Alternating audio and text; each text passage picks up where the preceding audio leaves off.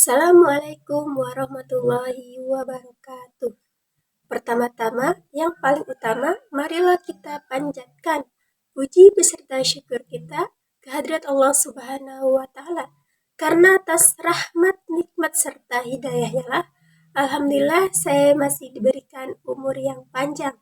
Dan alhamdulillah juga saya bisa menyelesaikan tugas yang diberikan oleh dosen mata kuliah administrasi dan supervisi pendidikan.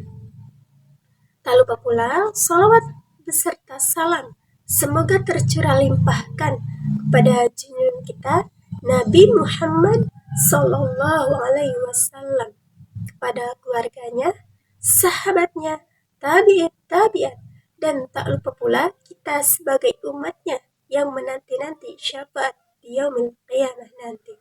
Amin ya rabbal alamin. Perkenalkan, nama saya Anita Rahayu. Saya dari Fakultas Agama Islam Universitas Matlaul Anwar semester 5. Saya di sini akan menjelaskan yaitu tentang organisasi, fungsi, dan aparat pendidikan. Nah, di poin A ini ada organisasi. Apa sih itu organisasi? Apa sih yang disebut organisasi itu? Organisasi adalah kumpulan individu yang terstruktur dengan tujuan bersama. Nah, dalam konteks pendidikan, organisasi itu berfungsi untuk mengelola sumber daya dan memfasilitasi kerjasama antar anggota dalam mencapai visi pendidikan yang berkualitas. Struktur organisasi yang jelas memungkinkan alur komunikasi dan pengambilan keputusan yang efektif.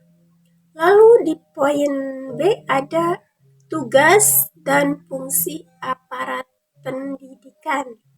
Nah, aparat pendidikan ini mencakup berbagai peran seperti guru, kepala sekolah, dan pengawas. Tujuan dan fungsi mereka meliputi yang pertama, pengajaran, yaitu mengajar dan membimbing siswa dalam proses belajar. Lalu yang kedua ada administrasi. Nah, administrasi ini mengelola dokumen akademik dan kegiatan sekolah. Lalu ada juga pengembangan kurikulum. Nah, pengembangan kurikulum ini merancang dan mengembangkan kurikulum yang sesuai dengan kebutuhan siswa. Jadi, fungsi utama aparat pendidikan adalah menciptakan lingkungan belajar yang kondusif dan mendukung perkembangan holistik siswa. Lalu ada di poin C, ada struktur organisasi Departemen Pendidikan dan Kebudayaan. Struktur organisasi ini terdiri dari beberapa tingkatan. Antara lain, yang pertama ada Menteri Pendidikan dan Kebudayaan. Nah, Menteri Pendidikan dan Kebudayaan ini yaitu pemimpin tertinggi yang merumuskan kebijakan pendidikan.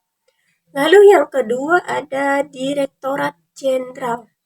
Nah, Direktorat Jenderal ini mengelola sektor pendidikan dan kebudayaan secara nasional.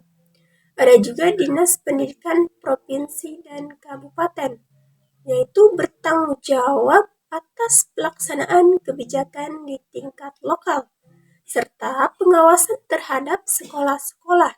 Nah, setiap tingkatan memiliki fungsi dan tanggung jawab yang jelas, memastikan koordinasi yang efektif dalam sistem pendidikan. Mungkin cukup sekian presentasi dari saya.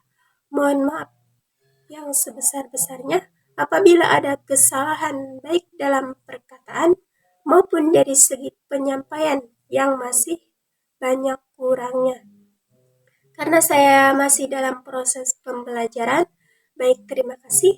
Wassalamualaikum warahmatullahi wabarakatuh.